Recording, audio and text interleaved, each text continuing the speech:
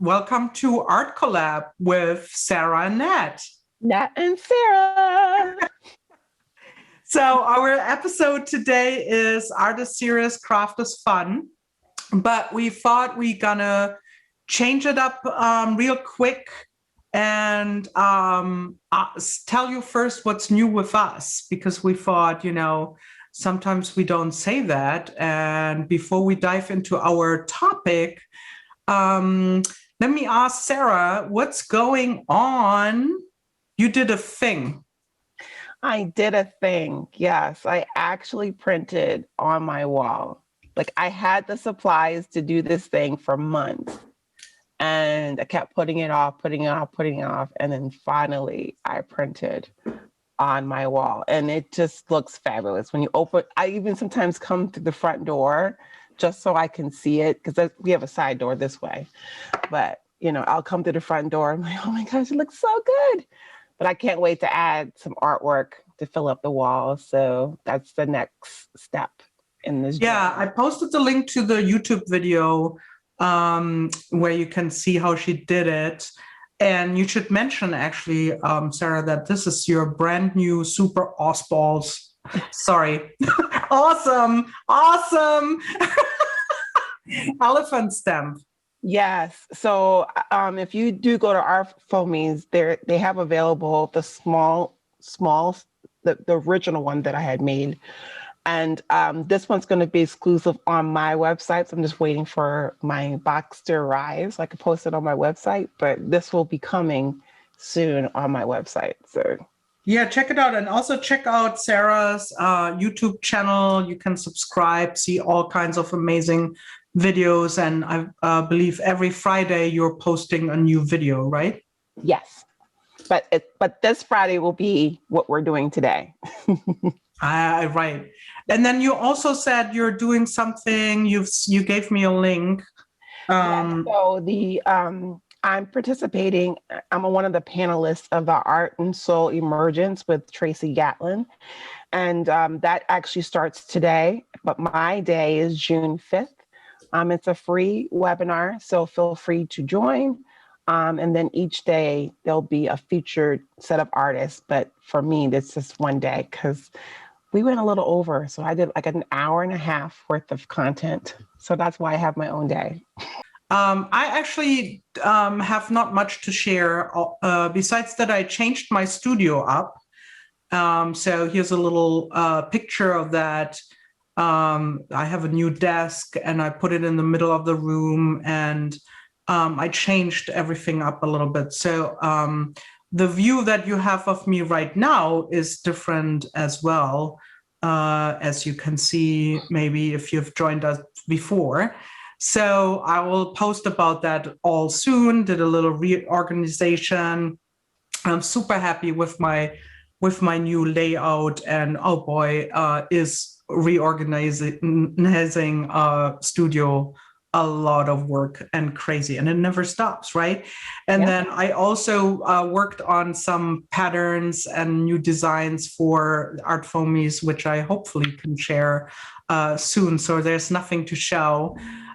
Really, maybe you see something in the background. There's a little peek of it, but I won't say much. And today's episode, we made a statement, right? We said art is serious, craft is fun, and we want to talk a little bit about what we think, or and we want to discuss this with you guys as well. Again, you can put questions in the Q&A. And also chat with your friends on the chat. Talk about it. So what is art and what is craft? Craft, is there even a difference? And we want to discuss this a little bit, and then we will dive into some other parts that are part of this discussion. So, Sarah. The reason why we want to discuss this is because I just feel frustrated by having to define what I'm making, whether it's art or craft is art. Like, why does it have to be named? It's something that I made. And if I declare it as art, then it is art. If I say it's craft, it's craft. It shouldn't be like a negative connotation to whatever I'm making. You know what I mean? And I also feel like too, as being a woman, you know, sometimes it's considered like craft is for women and then like art is for the guys. Like, you know, you've got the Picassos and the whatever, that's considered art because they made it, you know, or Jean-Michel Batiste, you know, all those folks made these things, but there are women who have done the same thing, but that's considered sometimes craft. And then the other thing too that I recognize, there's a show that comes on PBS called Craft in America, which I love. They only release like 3 episodes a year or something like that. And to see someone like an indigenous person create this basket, this like amazing basket. Yes, it has a purpose, but it's also beautiful and well made. And to me, that is art. But some people, it's craft. So I don't know how to quantify this or how we can move past this. But I think that we shouldn't put like too much pressure on people to define what they're doing and just accept, you know, what they're doing, you know, at face value. Yeah, I think it's an interesting thing because I would say the weird narrative sometimes is like art, if it's $2,000, it's art. If it's $200, it's design. And if it's $20, then it's craft, right? Like, I feel like sometimes there is this weird connotation of art has to be expensive and craft is like cheap. And I saw something that Anna Lou just posted. I always thought that art is craft, but craft is technique. As an artist, I try to use the best craft at my disposal. And for me, like there is no art without craft. Like you need to be the master of your craft, or, you know, in the moment that I do not have to think about how to use, like in the moment I forget how to do my craft, I can make art. There is no art without craft. That's my theory. Don't know. People might think different about that. Leslie just asked, but what about crochet toilet paper covers? Well, she's like pushing it right into our flesh and wants to know what we say about that. What do you think about that question? Or not the question, like what do you think, what would be an answer from your perspective? I think it's always, to me, I think it's up to the artist and what they assign it to. Because, you know, when I was in art school and we learned about Marcel Duchamp, the ready-mades, like this, he literally took a toilet and hung it on the wall and sold them. Right? I mean, like it's not something that he made, but he picked it up and he just put it on the wall. Like that to me is like he defined what he was putting on the wall, right? And I think, I don't remember which show it was, but it was that one artist who taped a banana onto the wall. Yeah. I was like, what? With duct tape, okay? But that was considered art. People came and took photos in front of it and all that good stuff. And it's just like, wow. And then for me, as being a book artist, I remember that semester where we had to define what an artist's book was. And every time that I'm like out, you know, talking to people and I say I'm a book artist and people, oh, you're a scrapbooker? No. So I was like, I had to like envision like a painter, right? A painter will paint the pages and make a book out of it. That is an artist's book. And people still don't understand. So literally I take photos of my work and put it on a website. So when people ask, I just go to the website and show this is what an artist's book is. Because that's me, I'm defining it. This is what it is. I feel like if I'm an artist, I take the things that I've made, like I'm a printmaker. I take my prints, bind it into a book. To me, that's artist. That's an artist book, right? Because that's me defining it. But I don't want people coming to me and telling me what my work is. You know what I mean? I'm defining it because I made it, right? And I just feel sometimes it's just a little frustrating to me, especially being a woman and a person of color. You know, always it's like, oh, you do little stamps. Oh,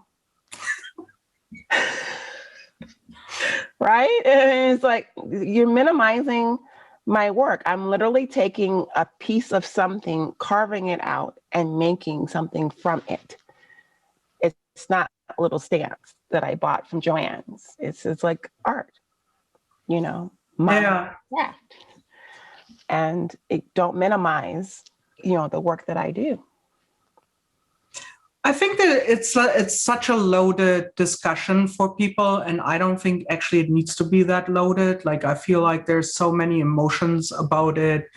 I agree that if you say it's art, then it's art. And I actually I have a friend, Adam, who is a pretty prolific artist, and he has his art in museums all over the world, and you know, like they have it in their collection. And he never went to art school. He basically dropped out when he was 16 out of school, and he knew he just wanted to be an artist. And at one point we were talking about it, and he said, it's pretty clear. If you say it's art, done. Like, no, there's no other thing.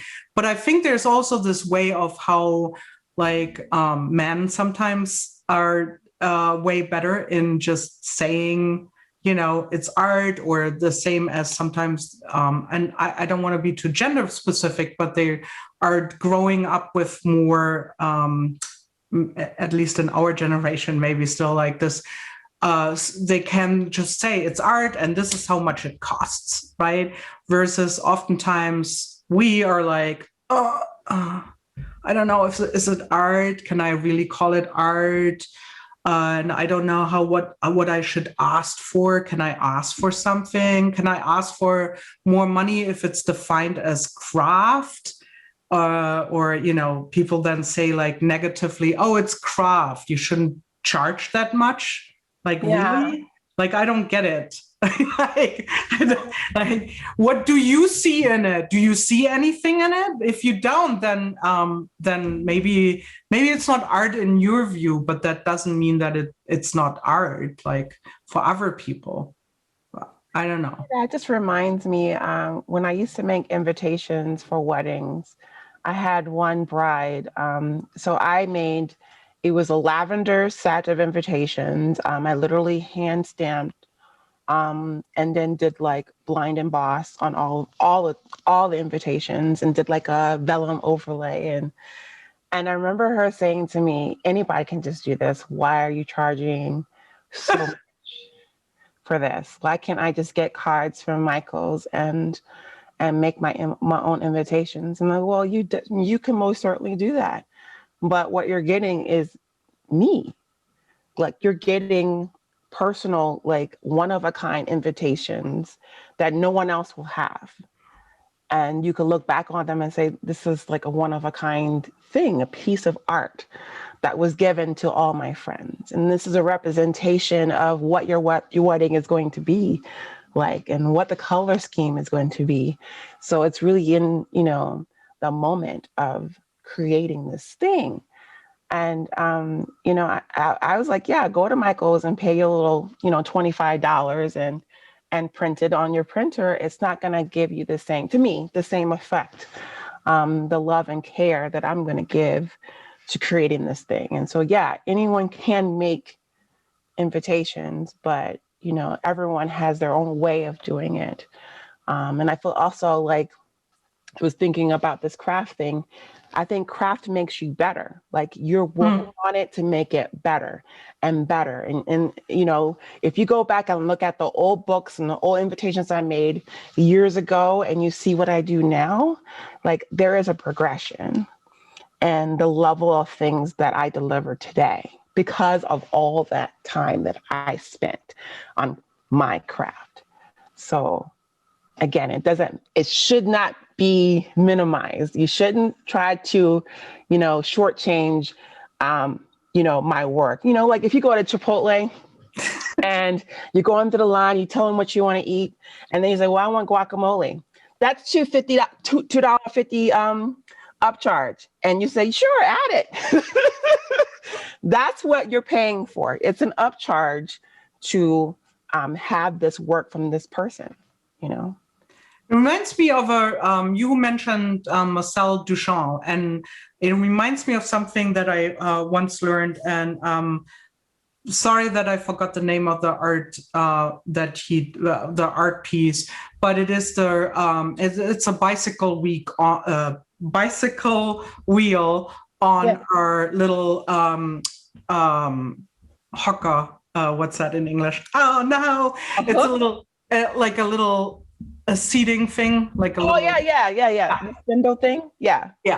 So I forgot what the name is, but the funny story that I heard, I was at MoMA and I took a class at MoMA, and you had a gallery walk was part of their classes, and their a stool. Thank you, Birgit.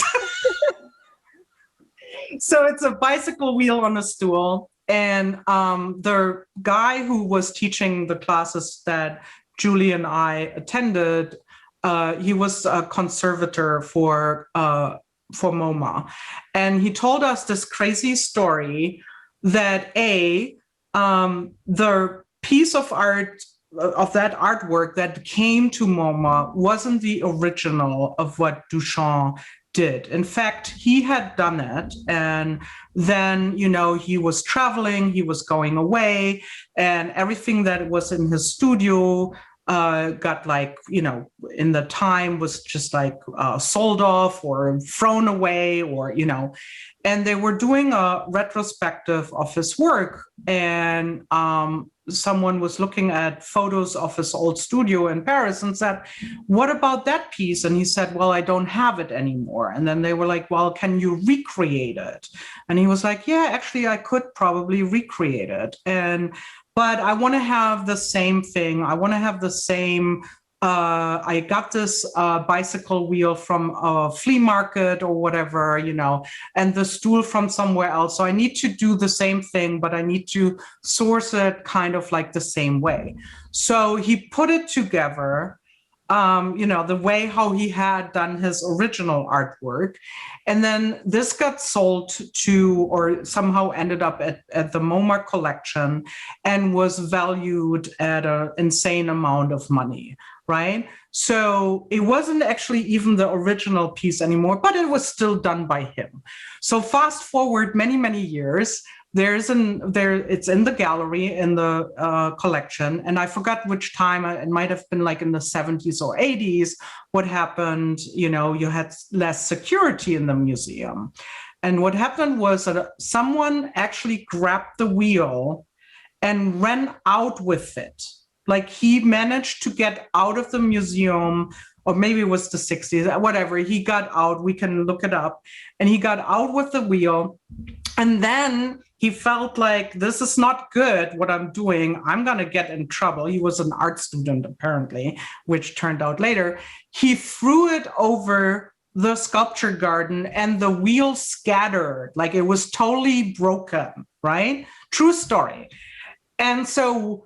what do you think MoMA did? Because that piece, the artwork from Duchamp, is still at MoMA. It's in the permanent collection. If you walk through MoMA, you will see it. What do you think MoMA did? He asked us. Did they have a conservator sitting there piecing every single piece together, hours and hours, money and money?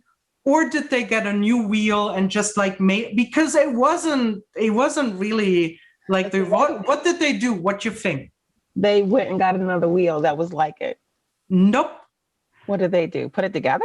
They put it back together, hours and hours. I forgot. He put a price tag actually on it. It was insanity.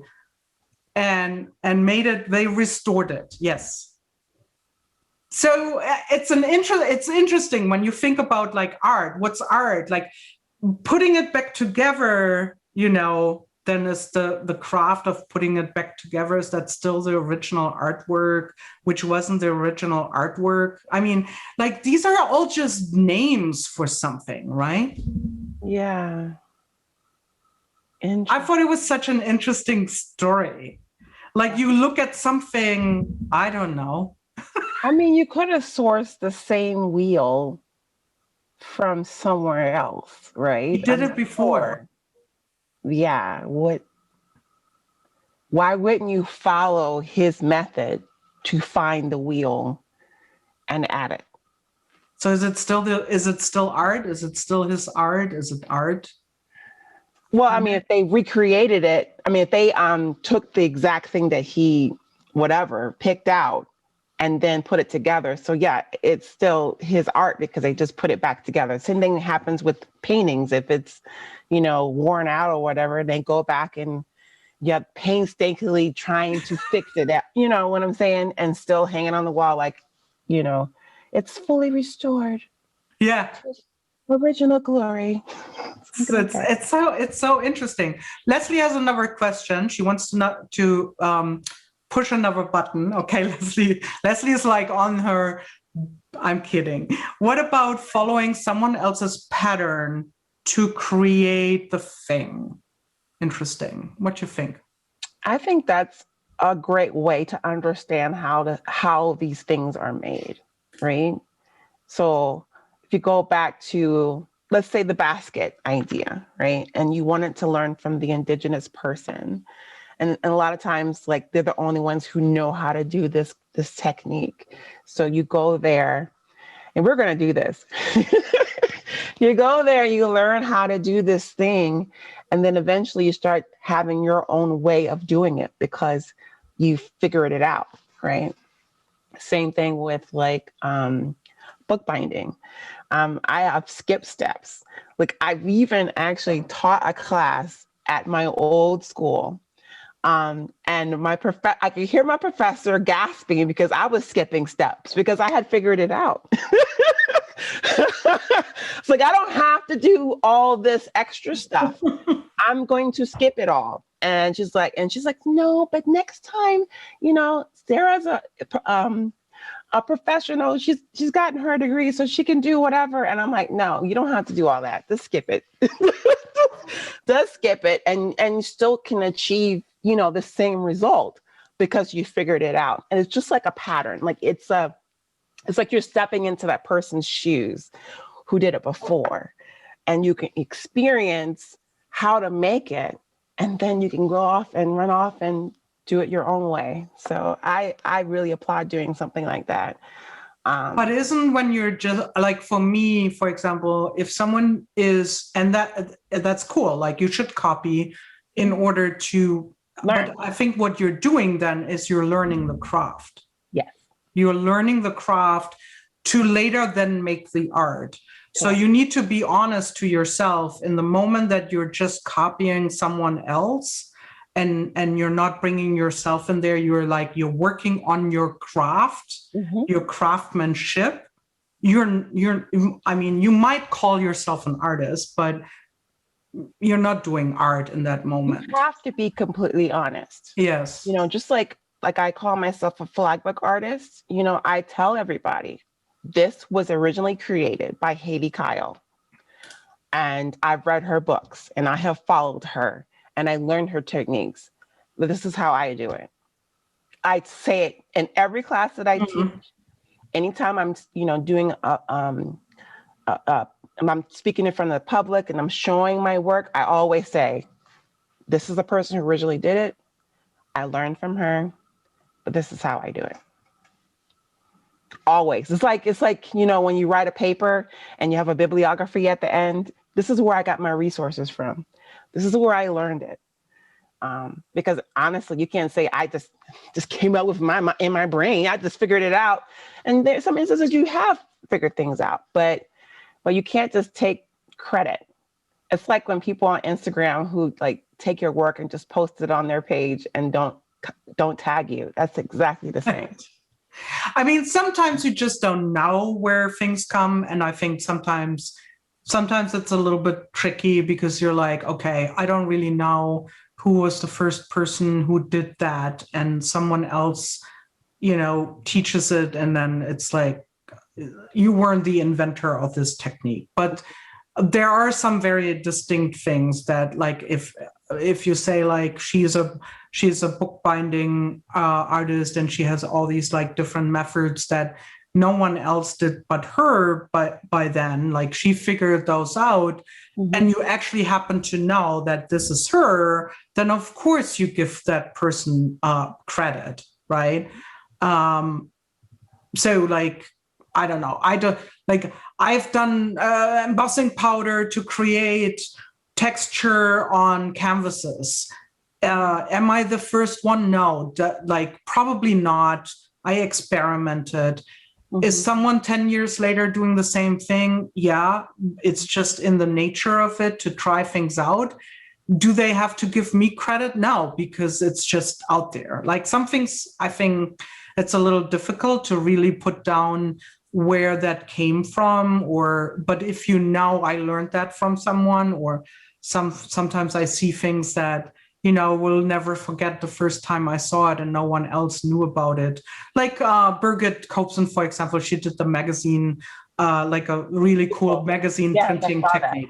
Yeah. I will never forget the first time she posted it years ago, and people went like, OMG. And now everyone has done like some sort of video on that. But I will never forget that she was the original source. Like, I happen to know that, right? So then I will give her credit, of course.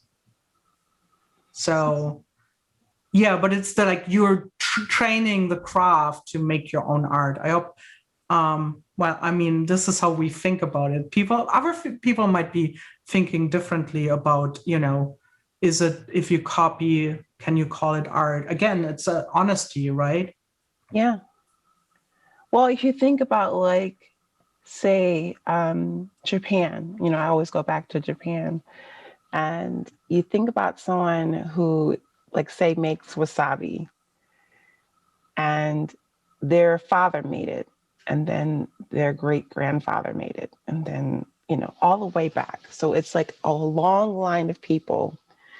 So if you go, generations back, right? That first person started making wasabi, but now the person's making it now has the same tools, but may have figured out how to do it, but they still have that thing that was passed down through generations. And the same thing with art, or craft, either one of those things. It's like, we're passing this down. Like, I'm passing it down to my daughter, or Heidi Kahl technically passed it down to me. I mean, not directly, but I learned from her. And then now I'm going to pass down my knowledge to someone else. So it's an honor. I see it as an honor to be able to take something that someone else has learned or figured out. I learned it, and then pass it down to someone else and make sure they know this came from Haiti, right?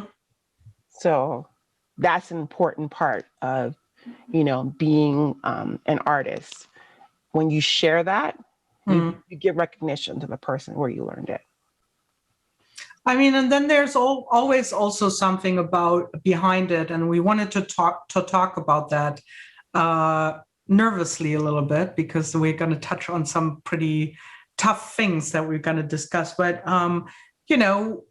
what, like, sometimes you're teaching, right? And then you're teaching the craft of making art, or what we perceive personally as art. And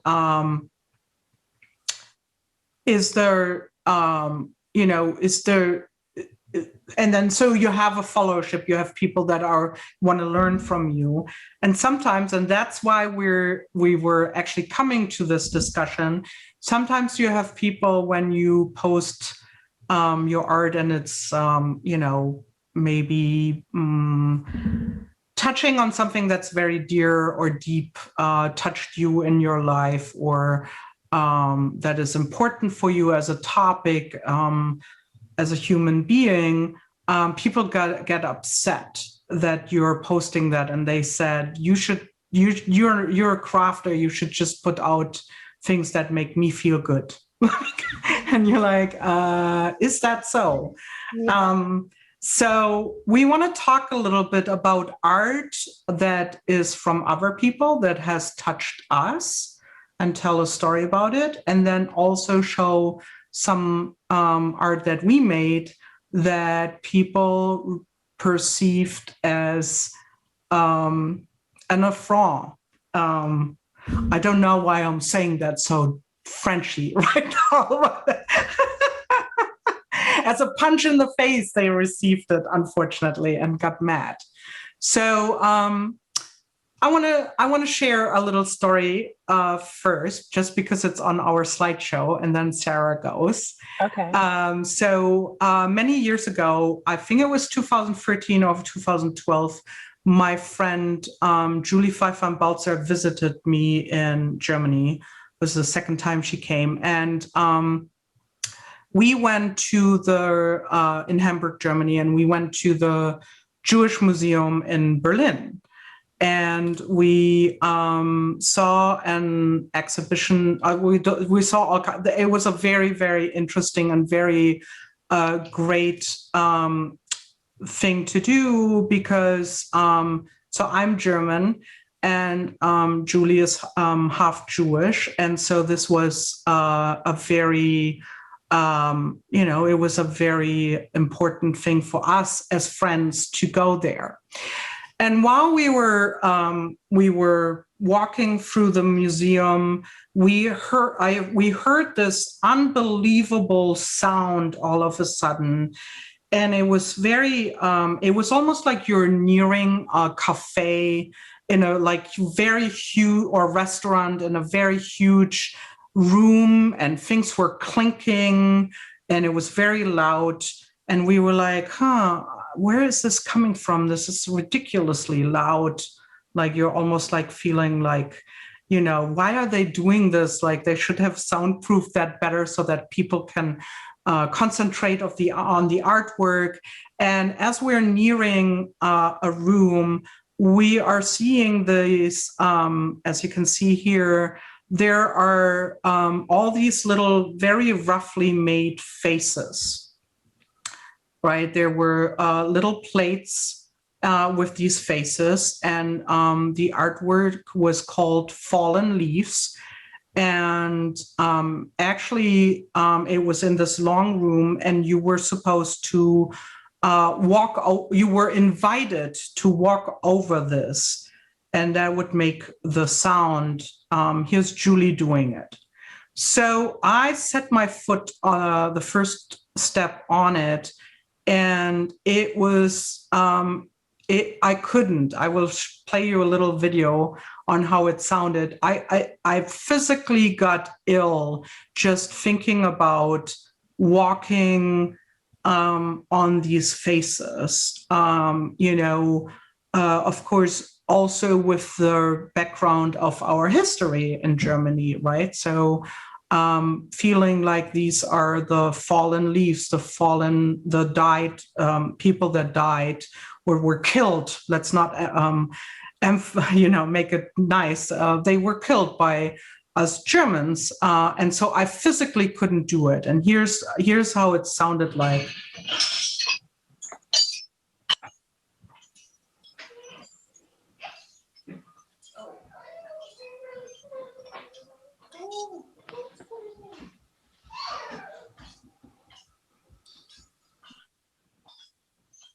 So this video is not by me. This video, I found it on Vimeo. I just wanted to, I back then didn't do a video. I just wanted to share it with you guys so you have an idea of what it sounded like.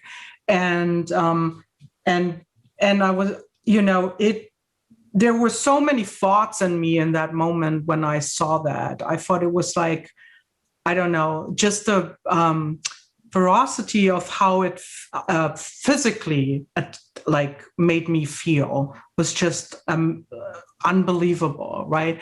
And I've never forgotten this piece of artwork, like never. And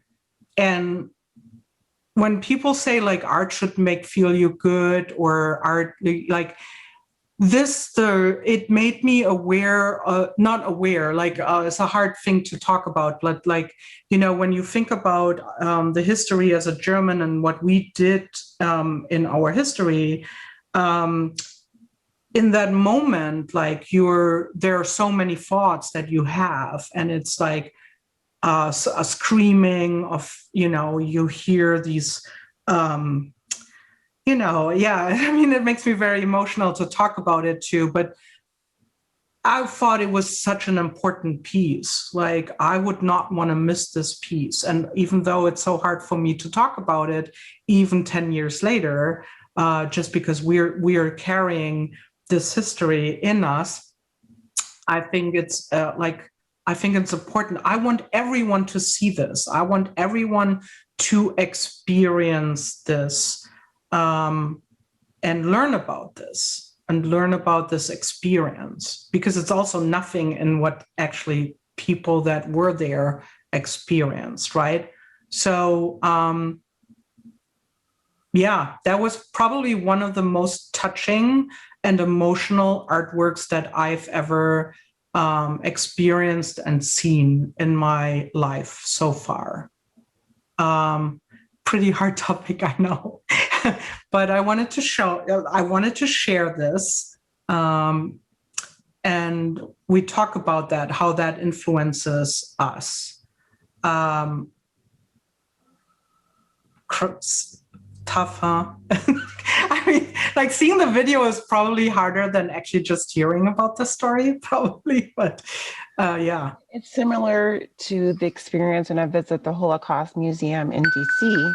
So there are two levels or two main areas of the museum. There's a museum that takes you through like different artwork, right? And it goes off to the right-hand side. But then if you go to the left-hand side, there's this like timed experience. So you stand in which when you come down here, you have to come visit with me. But you stand in the elevator and they're telling you the story of, what's about to happen. They give you a little book of a person that went through the Holocaust, but you're reading it throughout the experience, but you don't know if they actually make it until the end, because it tells you like this time you read this page, this time you read this page, blah, blah, blah. So right when you come out, you see like the bodies, the burnt bodies, like when you walk straight out. Then there's a section of just shoes. And you can smell like this. It was a smell, a visceral smell in that area. And so not only you're getting the visual experience, but you're getting the sense experience. And then the thing that really hit me the most was towards the end. And they had this like section or area where it showed a list of people that helped during the Holocaust. And it was so small, like people who actually went and rescued people. And it was like a small little thing of a list. And it just like hit me like no one really tried to help. I mean, people did, but I'm saying not that many people tried to help. And when you go through that experience, it's just like completely life-changing. You know what I mean? So I totally get it. Yeah, and I think that what this also does is, for people that might not know about the history, I mean, that much, or maybe, the longer times is passing, people want to forget about these things, right? Or they don't want to teach about this anymore, and which is wrong. But what I think what's important is that this has, of course, might not have the same impact on someone else who doesn't really know much about the history, right? I can't wrap my head around if you wouldn't, but it does something with you, and then you might go home and you might like not forget the artwork, and you might like do some research and learn more about it. So I think this is so important, right? Like art is such an important way to also transcend feelings and emotions, but also the urge to know more, to dig deeper and learn more about what was displayed and shown. So I think that's very important, right? Mm-hmm. And this is a very dark way of doing, like of showing it, of course. And we want to show you something that was very important to artwork that touched Sarah very deeply, and that might on the first glance do not evoke these feelings right away, but you need to look closer, right? Should I go to your slides, Sarah? Yes, go ahead. Let me see if I can make this bigger. This is unfortunately as big as I can do it. That's fine. That's fine. So honestly, it's Rachel just talked about the Civil Rights Museum, where there is a Rosa Parks exhibit. There's a bus that you actually get on and you experience the whole thing. And then there's also where they did the sit-ins. So they actually have sometimes, not every time, but sometimes they have people come out and then recreate the experience of sitting in the cafe and being yelled at and things thrown on you and all that stuff. So it's that one's actually in Tennessee, Memphis, Tennessee. And I actually had to go through that twice. That was a part of my diversity and inclusion training when I worked at Best Buy years ago. But yeah, I had the opportunity to do that. But so fast forward to this work is by Amos Paul Kennedy Jr. He is a letterpress printer. And again, it goes along with Rosa Parks. It's really about Rosa Parks saying, no, I don't want to get up. I don't want to move from here. And the reason why this moved me is because my first 3 or 4 semesters at school was really hard for me, because a lot of things that we were learning was more European focused, right? And so I couldn't see myself in this art. You know what I mean? We're making it, I'm learning how to do it, blah, blah, blah, but I couldn't see myself, or I didn't see anyone else doing it that looked like me. You see what I'm saying? Mm-hmm. So I did my research and I found him, and so actually the next one that you're on the slideshow mm-hmm. is, it's not this one, it's the other one. It's like red color. Okay. I was trying to get home from work. That's it. This was the first one that I saw. All I was doing was trying to get home from work. And when I saw this, it really ignited me. Like I could use this as a platform to express how I'm feeling, right? Mm. I never had thought about that. Like I could use my art to express, or even like put a mirror up to show people, what they're doing. Right? Or to get them to think differently. And that's a part of my artist statement, to get people to think differently about what's happening, right? So I started following him. I even emailed him. He's a hard person to reach, by the way. But he actually came, this is before the pandemic, he actually came to Pyramid Atlantic to teach a 4-day class. And so I was like, of course, like a groupie. I'm like, yeah, I gotta be there. Let me take his hat. Like, I will take care of him. What does he need? Water? Like, I'm gonna be there. And he was so super cool, and I learned a lot from him. And so like his work sticks with me to this day. And here's my child coming in saying hi. Hi.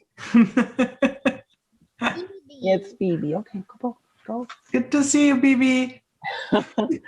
But so we can fast forward to the next slide. So So this is a work that I did for my thesis project. So the written thesis, which was like 50 pages, 50 to 100 pages. I did a lot of writing. My thesis was like, how does the visual representation of Jim Crow affect how we view Black people in the media today? So that was 2016.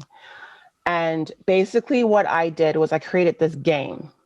So there are 4 Black people, 2 adults, 2 children. And basically you pick a card and it'll say something to the effect like, Viola Davis just won an Emmy for How to Get Away with Murder. You take 1 step forward. Mm. And then if someone said something negatively about Black people, and I'm not going to give you an example. I'm not going to say exactly what it is because it's not really nice, but say something negative, right? Like people are the, N-word. You would set that person 10 steps back. Mm-hmm. And then, the first like African-American mayor of whatever town, you take 1 step forward.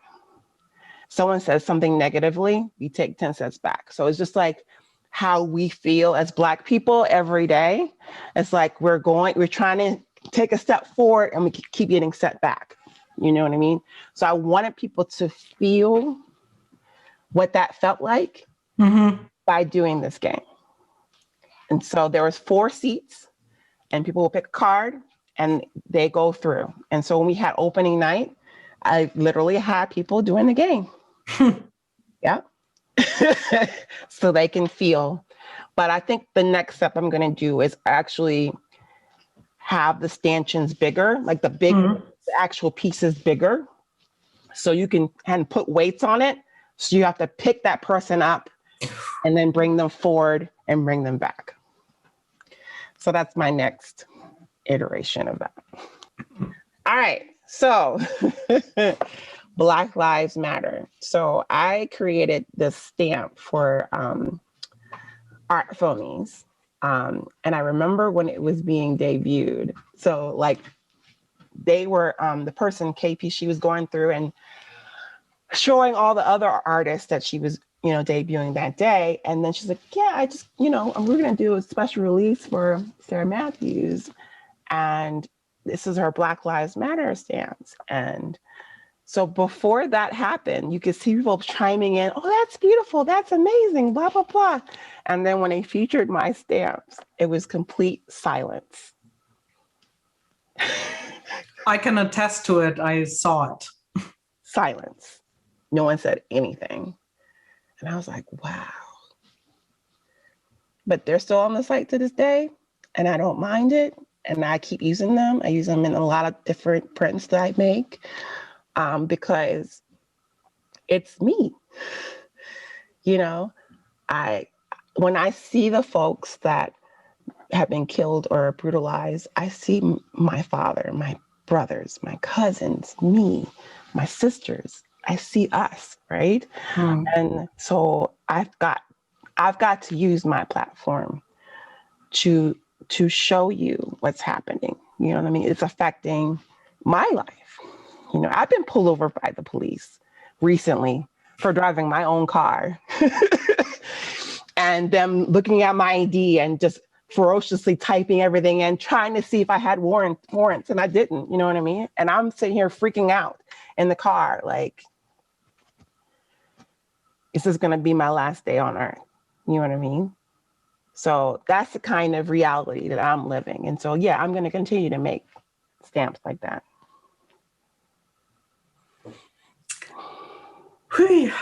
And I remember when you told me about the story when you got pulled over with your car. Mm-hmm. And I was like, wow, besides that, I don't have a driver's license, but I never had to think about that ever. Like, what is going to happen to me if I get pulled over for, something just not working on my car? So putting that in artwork and making other people aware of it. But here's another really big print. I want to actually first show you're making it before we show the piece. Okay. Here is Sarah, so you have an idea how big it is. It's huge. Yeah, it's a wood block. It's 2 feet by 3 feet. And this has a special significance. So this was like during the time where they were wanting to build this wall between us and Mexico. And I started thinking to myself, how many other walls have we built in the past that we don't talk about today?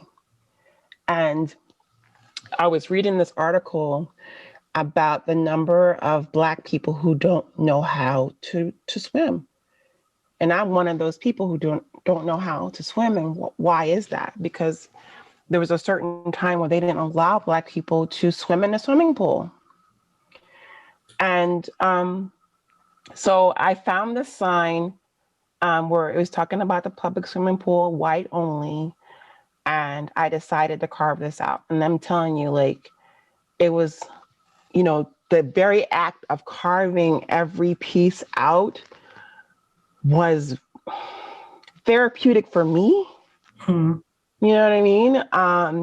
But I knew it was going to be a tough, thing to see it on the wall for people to see, you know what I mean? Because this is history. Like we have done this before. Now we're trying to do it again, right? And it's not working, right? This is not working for our society. If you think about it, from the tip of Canada all the way down to Argentina is America.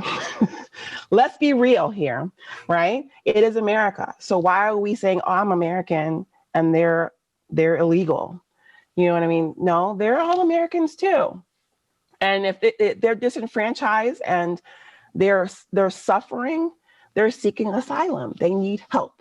Let's help them, instead of sending them back, that's my whole thing, right? So I remember having this in a show. So I knew it was going to be tough, but I put it in a show.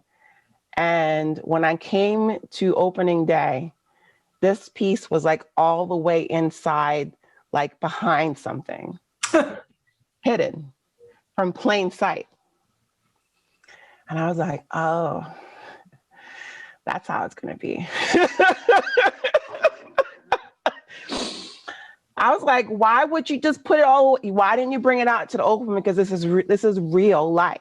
This is what happened. Just like yesterday was the anniversary of the Tulsa massacre. It happened. Let's stop throwing it under the bus and hiding it.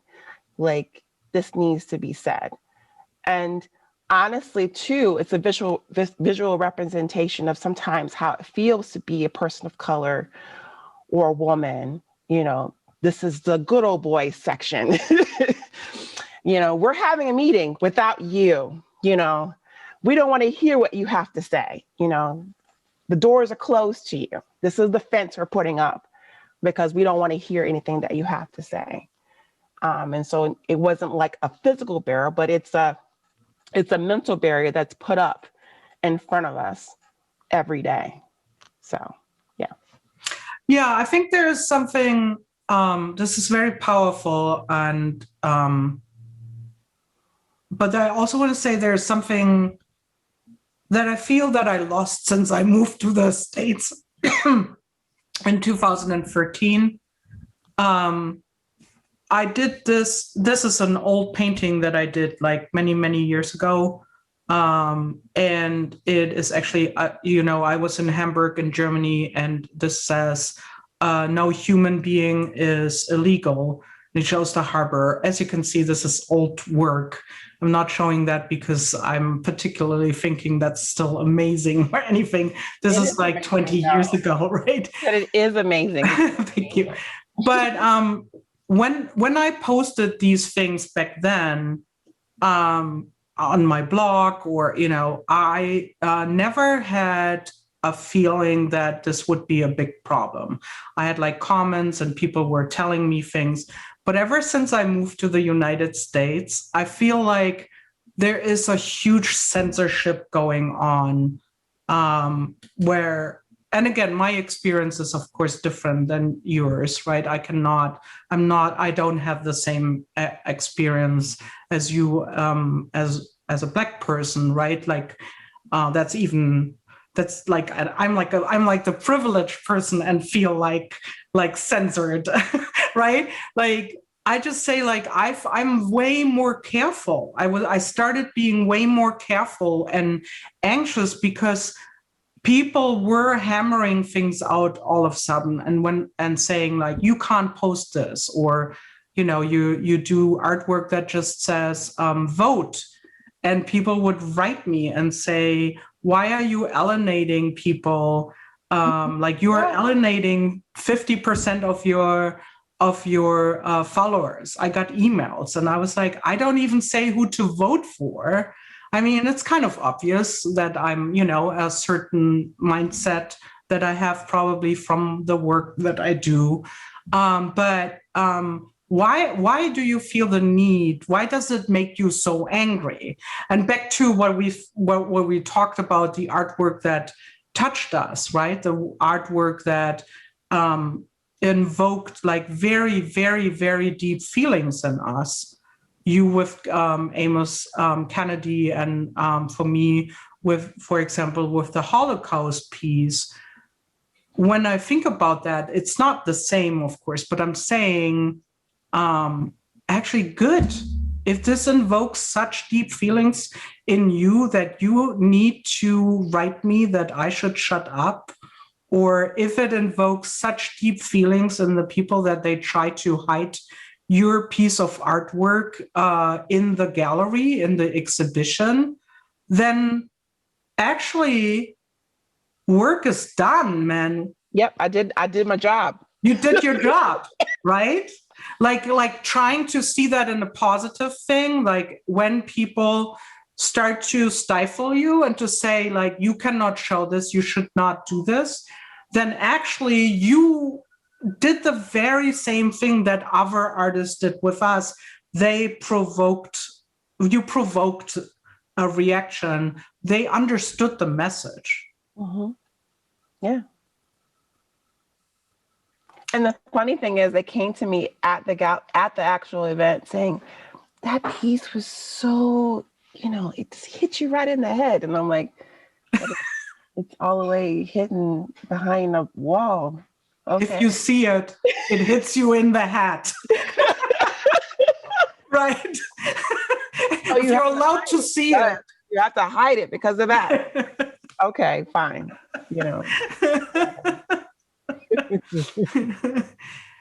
It's interesting because I feel that you do have pieces that are more subtle. Like, I don't know if I'm allowed to talk about that. You did this book that you showed me recently, which we do not have in the slideshow. The one with the holes. Oh, I'm whispering now as if no one else is hearing it. Yeah. So basically, it's so hard because it was, I don't know how to explain it, but when you're making it, you could feel yourself, like there's a change in your body. Like I could feel a change in my body and my eyes and my mind when I was doing it. So yes, I make flag books, but I was like, so what can I do to show the visual representation of being shot? Mm. But me, I'm a pattern maker. I use all this color, but this book that I made is completely white. It's just white with holes. And it will be in the Anne-Marie Sculpture Garden coming up in the summer in their show. I think it's called Lights. It's actually called Lights. Mm. And so I will illuminate it. And basically it's just a representation of guns in America. Yeah. We are terrible. We need to get rid of them. We need to go. Too many people are dying. It's an epidemic along with a pandemic. It's all, we were losing too many people to stupid things. So let's just get rid of them. That's my point of view. No, it's true. Yeah. But it was also interesting because Sarah actually sent me, we text each other fairly often. And you didn't even say anything. I didn't know you were making it. I didn't know any background. You sent me just the picture of the book. And I was like, oh, that's beautiful, because we also had watched their pottery show, and there was something that I had just seen where they made lanterns, and they had poked out little holes. And so I thought maybe that's what Sarah is referring to. And I'm like, this is so beautiful, how the light comes through. And it is beautiful, unfortunately. And then Sarah says, well, this is what it represents. And I had, again, I was this sick feeling, right? In this case, if you do not know what the thought of the artist is behind the piece, then you see it differently, because when you look at art, it's all about the context, of course, too, right? The context of where you see it, when you see it, and what do you know about the artist? Does it tell the story in a very obvious way, or is it more subtle, right? Mm-hmm.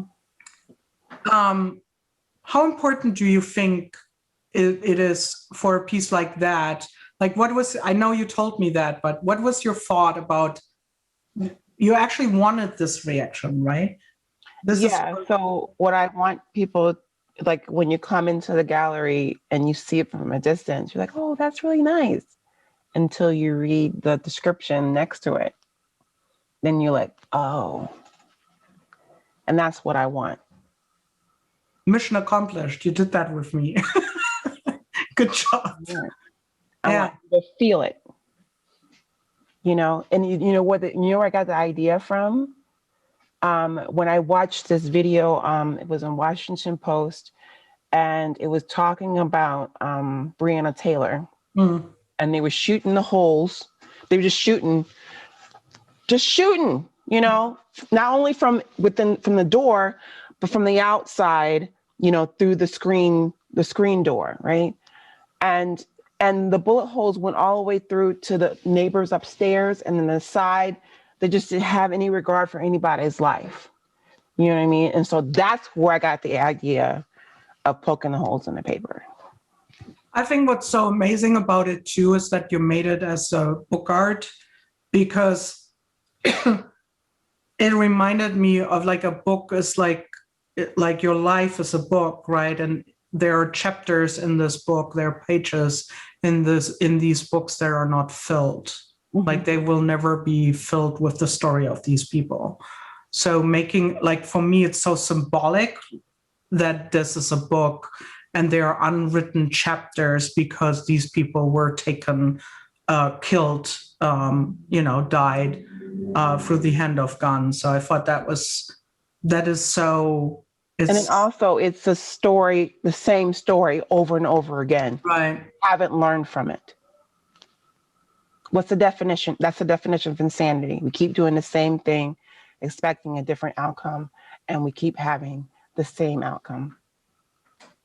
Someone dying. So that's what it means. Right. So the question then is, and it's weird because we're trying to cram this into an hour, which could be we already went over. Yeah, we're already over, which could be a series almost. But question is when we post something like that, or if we share this, then we are not. This is who we are, right? This is who we are, and that defines our life and our thinking and everything we do. So you can't take that away and say you shouldn't post that if you're teaching art, or if you're You should only do like the feel good things if you're like, you can't separate the one from the other, because our craft is there to make our art. It belongs together for us, but it also, this is us, like this is who we are and what drives us, right? This is how we are made. This is, the things that we're doing, the things that we're learning. This is how we are becoming the artists that we want to be, right? And the thing is, it's like people can try, like we were talking about last month. Please tell me I can't do it. And please tell me that I shouldn't be doing this. Please tell me, because then I'm gonna really do it. Watch me. Watch me. You know what I mean? Like, I'm not gonna give up. So because I've watched when you go to YouTube and you see your analytics, which I don't recommend that you read all the time. Just don't do that. But I do pay attention to likes and unlikes, and it doesn't matter if you like or unlike one of my videos. It's still engagement, so it really doesn't hurt me per se. But I feel like people tend to unlike things that push the boundaries. Mm. But we're not Nutella, like not everyone has to like us. Yeah. I totally get it. And then I was like, I know I'm doing right when you get some unlikes, or you get like, oh, that's ugly. I actually got a couple of those. That's ugly. Or you're a piece of, what? Yeah. It's like, oh, I'm doing the right thing. I know I'm on the right track. Don't watch me next. I'm going to do something even more, because people need to know. They need to understand, Yeah. Your aunt says, continue to tell the story of the ones who have paid the price because they can't speak. You're their voice through your art. That's beautiful. Thank you, Auntie. That's so true. So that was a tough one, I'm sure. And I hope, thank you guys for sticking with us and, let us talk about this. I know that was, we would love to hear a little bit about what you're thinking. Maybe this has to sit a little bit more. Maybe you have some questions, and we can always make maybe a second part to that, so that we can answer more questions that you might have, or things that you want to tell us about it. But to finish this up, sorry again, it's like so abrupt, but our next episode will come up on Tuesday, July 6th at noon again, and we will talk about the art of self-care. And I hope you will come back and don't hate us, or maybe we can't do anything about it. Maybe we have to rest after that conversation. I know. We'll come back to it. We promise. We will come back. Yeah. We will not always do it like this. Was a heavy one, we know, but it wasn't. It was very important. We wanted this discussion. We wanted it. Thank you so much, everyone, for coming. Thank you. Have a wonderful week, and see you soon. Bye. Bye.